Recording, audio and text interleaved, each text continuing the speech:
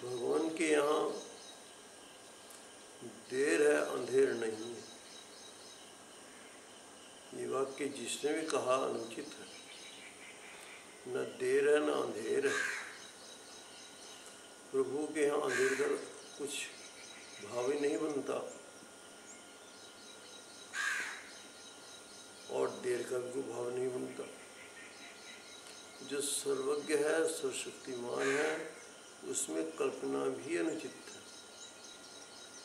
लेकिन जो साकार रूप को मानते हैं उनसे भूल हो जाती है। साकार रूप मानते हुए कि भगवान को भी साकार ही मानते हैं, ये भूल जाते हैं निराकार भी है। ये भी भूल जाते हैं और सर्वव्याप्त भी है। ये भी भूल जाते हैं और सर्वशक्तिमान भी है। और ये भी याद नहीं रहता है वो सर्वज्ञ है।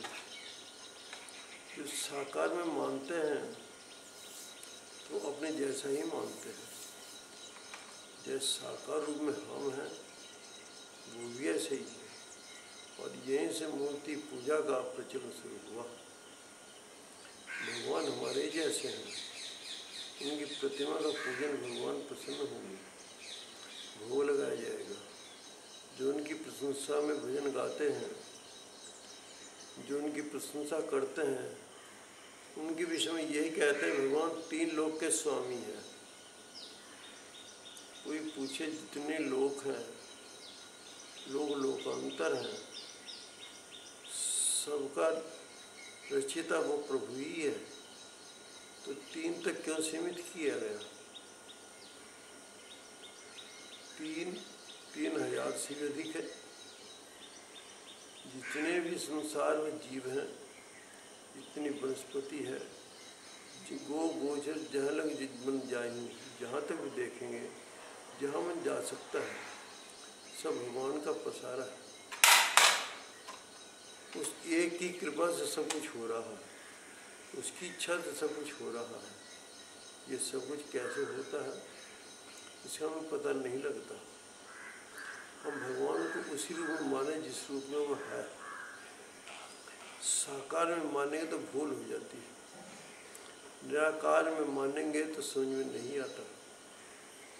साकार निराकार के बीच में रास्ता रहेगा तो ठीक रहेगा। वो साकार भी है, निराकार भी है, वो सर्वव्याप्त है। ये भाव समझना कठिन हो जाता है क्योंकि हम सर्वज्ञ नहीं है, सर्वव्याप्त नहीं है। जो हम नहीं है वो दूसरा भी नहीं है।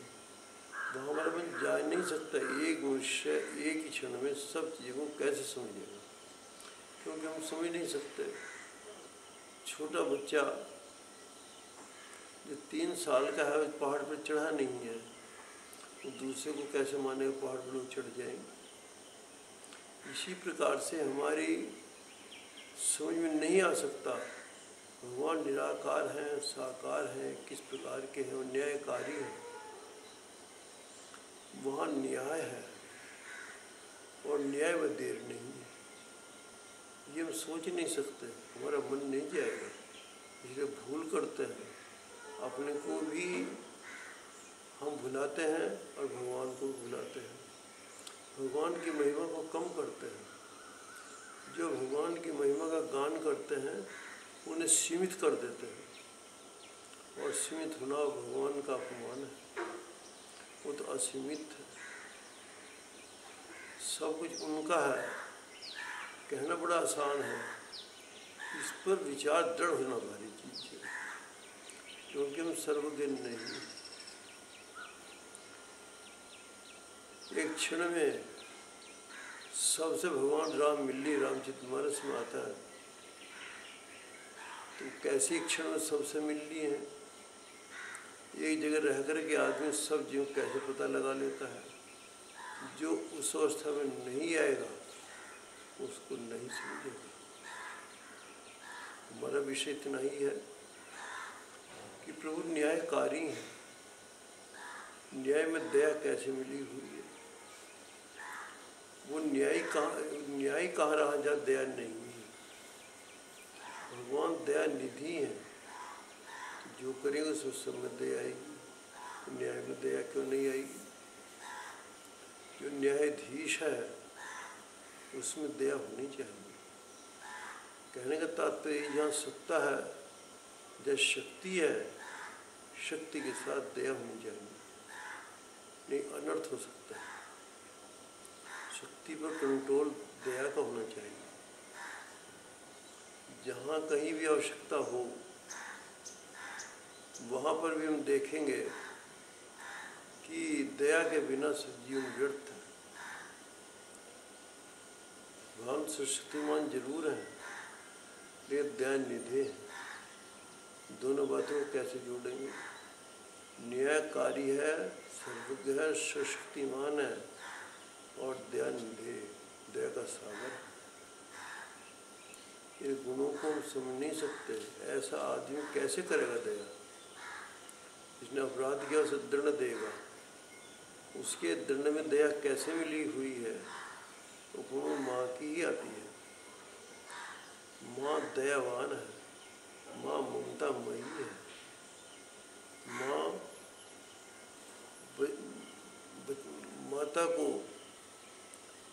माता अपने बच्चे को अपना दिल का टुकड़ा ही मानती है। उस साथ अन्याय तो करेगी नहीं, न्याय भी करेगी, लेकिन ममता भी करेगी। मोह ना हो जाए। ममता के साथ यदि मोह होगा तो बच्चे के लिए हानिकारक है, माता के लिए भी हानिकारक है। मोह अज्ञान होता है, मोह हानिकारक है, ममता लाभदायक है। ममता आगे बढ़ करके मोह का रूप ले लेती है।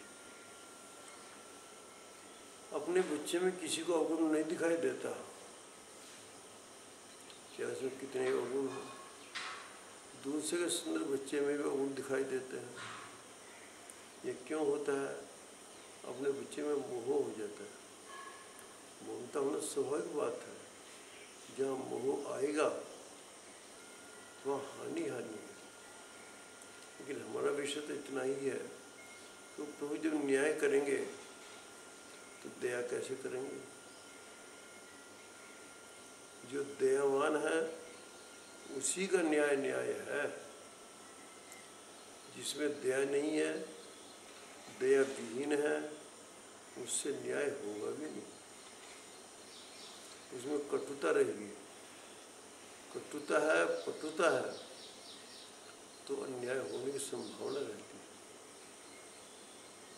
हमारे हृदय में कुछ तो रहेगा,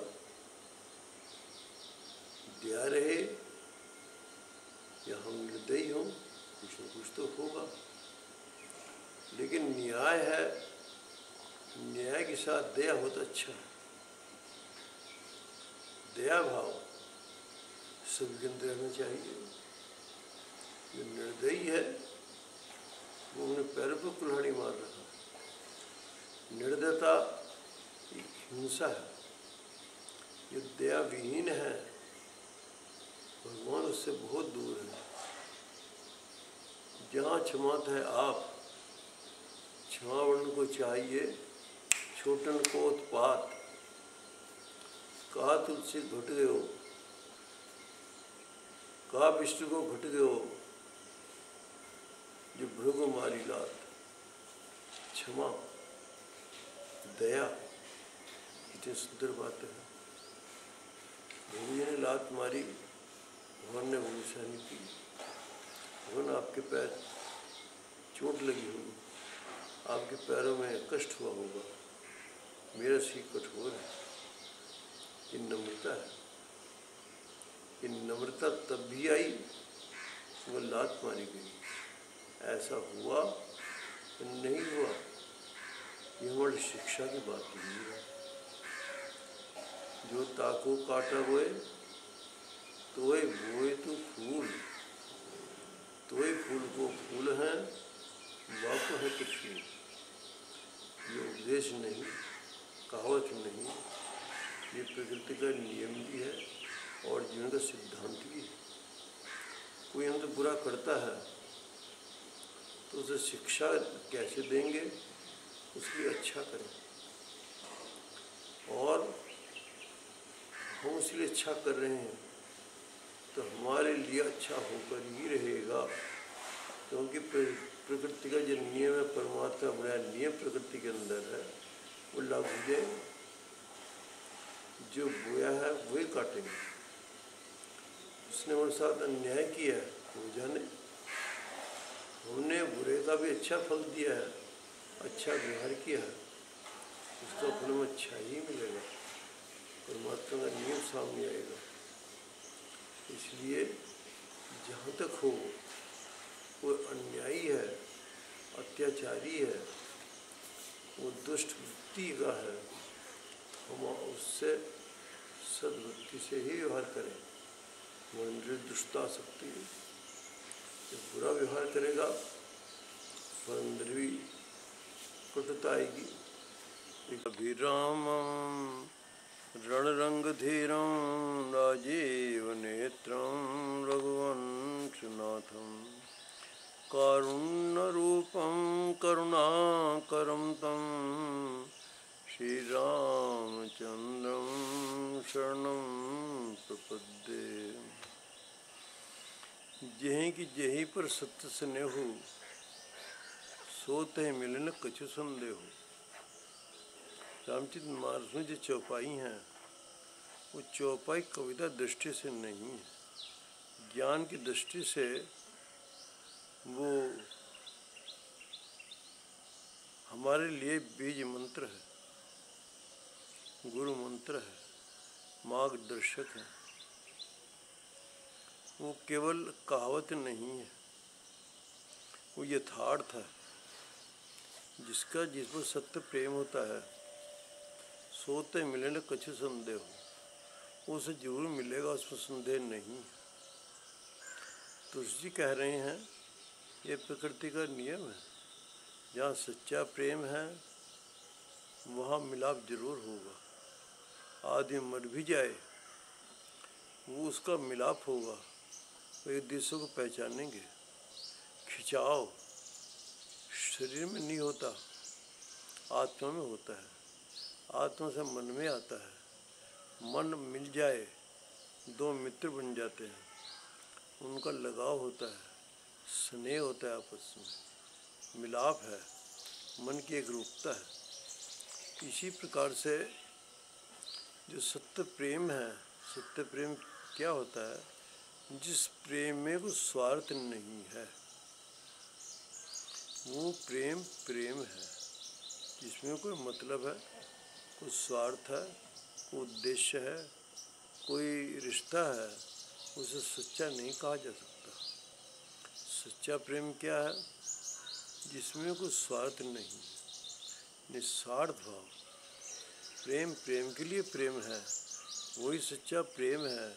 वो आत्मा के द्वारा होता है। आत्मा हम सब एक ही हैं, लेकिन भिन्नता रहती है। कोई स्त्री मालूम हो रहा है, कोई जीव, कोई पुरुष बना हुआ है, उसके भाव की प्रबलता थी। कोई कुत्ता बनता है, कोई शेर बनता है, उसकी मनोवृत्ति का प्रभाव है। जैसा उसका मन है, जैसे उसकी वृत्ति है, जैसा भाव है, वहीं पर पहुंच जाता है। परमात्मा किसी को कुत्ता बिल्ला नहीं बना रहा है, वो स्वयं बन रहा है और स्वयं ही आगे बढ़ रहा है, स्वयं पीछे हट रहा है। परमात्मा दखल देगा तो परमात्मा पापी होगा।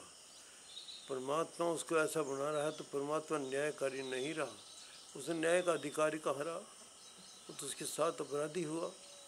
परमात्मा इसमें दखल नहीं देता, ये हमारी अपनी मर्जी है। हम अपनी मर्जी से काम कर रहे हैं, इसलिए हम दंड के भागी भी हैं, पुण्य के भागी भी हैं।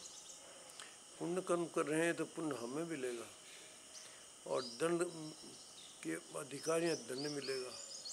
तो जिसका जिससे प्रेम है वो छिपा नहीं रहेगा, उसके पास पहुंच जाएगा। उसकी पहचान उसके बिना रह नहीं सकता। प्रकृति में कहीं भी हो वहीं पहुंचेगा। कहते हैं कि पृथ्वी के अंदर लोहे की खान होती है, जिससे लोहा निकलता है। आप लोहे का टुकड़ा कहीं फेंक दीजिए, भारी कोई बर्तन है, टूटा हुआ है, लोहे का है, कोई चीज़ है, वो गल करके धीरे धीरे वो लोहा उसी कान में पहुंच जाएगा। कहीं डाल दीजिए वहीं पहुंचेगा जहाँ लोहा खान है, और वो उसी में मिल कर के प्रसन्न होगा। जब आत्मा शरीर छोड़ देता है, उसका जिससे मन का लगाव है वो में आंखों से नहीं दिखाई दे रहा है। मन में संकल्प पड़े हैं, मन में भाव पड़े हैं, आत्मा खिंचाव है, वो वहीं खिंच जाएगा, वहीं पहुंच जाएगा। जैसी हो भवतव्यता तैसी मिले सहाय, आपे आवे ताही पर ताही ताह ले जाए। जब होनार जैसी होती है वो आदमी वहीं पहुंच जाता है, अथवा वो वहीं पर आ जाएगा। जैसी घटना घटेगी, स्वयं पर शब्दों का चयन, शब्दों पर घटनाक्रम, उनका मिलाप, ये प्रकृति में है। ये उसी आँखों से नहीं दिखाई देती, ये मन में आ जाती है। मन से पहले आत्मा के अंदर रहती है, आकाश में भ्रमण कर रहा है। जो कुछ भी है हमारे भाग में क्या लिखा है, कोई ऐसा पर्चा नहीं जिस पर लिखा हो। कहते हैं मस्तक पर होता है, कहते आत्मा मन में होता है, हृदय में होता है, कोई पढ़ नहीं सकता। मेरे भाग्य में क्या लिखा है ये ज्ञान दृष्टि दिखाई दे जाता है। एक चीज हमारी आंखें हैं जो परमात्मा बनाई सृष्टि की इन चीज़ों को देख रही हैं, प्रकृति चीज़ों को देख लेती हैं। कई चीज़ें इतनी सूक्ष्म हैं बिना आंखों से दिखाई नहीं देती। ऐसे सूक्ष्म जीव हैं जो आंखों से दिखाई नहीं देते, वो यंत्रों से देखे जाते हैं। वो जैसे यंत्र में नहीं आएंगे। आत्मा ऐसी और यंत्र में आती ही नहीं है। आत्मा के बिना शरीर बेकार है। मन सूक्ष्म है, मन को कोई यंत्र नहीं देख सकता। लेकिन कोई भी जानवर, पशु पक्षी हमारी आंखों को देखकर पहचान लेता है हम चाह क्या रहे हैं। हम कुत्ते डंडा मारना चाहते हैं, वो हमारे भाव समझ जाएगा। वो पढ़ा नहीं है, उसने पहली बार देखा है, हमें देखते हुए समझ जाएगा मुझे मारना चाह रही है, मुझे टुकड़ा देना चाह रहे, भूखे मैं भूखा हूँ। वो उसका मन बतला देगा। मन को देखने के लिए आवश्यकता नहीं है आँखों की, और मन को आवश्यकता नहीं है, वो मन सबको देख लेता है। स्वप्न में पहचान लेगा, जागृत पहचान लेगा, मरकर पहचान लेगा। कहते हैं कि जब आदमी मर जाता है उसका सूक्ष्म शरीर निकलता है, और सूक्ष्म शरीर में ही कितनों पहचान ले ये आत्मा है, ये तो हमारा रिश्तेदार है कोई। इससे ऊपर आत्मा से सूक्ष्म शरीर से ऊपर कारण शरीर हमारा है। कारण शरीर में पहचान लेते ये तो हमारे कोई रिश्तेदार है, कोई मित्र है, कोई सगा संबंधी है। कोई कारण शरीर दिखाई नहीं देता किसी को भी, मुझे भी, मैं भी नहीं कभी देखा, लेकिन अनुमान है कि वो वहाँ भी पहचान लेते हैं। जो सिद्ध महापुरुष उनका कथन है कि वहाँ भी उस कारण शरीर में भी एक दूसरे को पहचान लेते हैं। जिसका स्नेह हो, स्नेह उनको बतला देता है, स्नेह सबको मिला देता है, स्नेह सबको प्रेरणा देता है, और यही क्रम संसार में चलाया है। तो कहने का भाव क्या है यही कि यही पर सत्य स्नेह हो, सोते मिलन का संदेह। जिसका जिससे प्रेम है उससे मिलता है, उसका प्रेम है। और ये सब कुछ क्यों होता है कि उसका आपस में मन मिला हुआ है, और जिसकी आत्मा मिली हुई है, आत्मा हम सबकी एक ही है, आत्मा में पहचान हो गई है, उससे छिपा ही नहीं रहेगा। गोद का बच्चा है, उसकी आत्मा किसकी आत्मा है वो पहले कहाँ था कोई नहीं पहचान सकता इसको।